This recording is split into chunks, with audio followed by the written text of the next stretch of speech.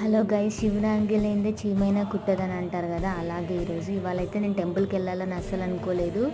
మా ఫ్రెండ్ వెళ్తూ ఉండింది, ఎందుకో రమ్మనింది. నేను వద్దామని 3 టైమ్స్ బ్యాక్ ఫ్రంట్ అట్లా అనుకుంటానే ఉన్నాను.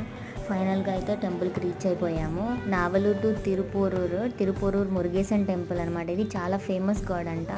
అండ్ ఈ మండపం చూస్తున్నారు కదా, అక్కడ భరతనాట్యం ఎవ్రీ ట్యూస్డే వేస్తారంట. చాలా బాగుంది టెంపుల్, చాలా పెద్దగా ఉంది.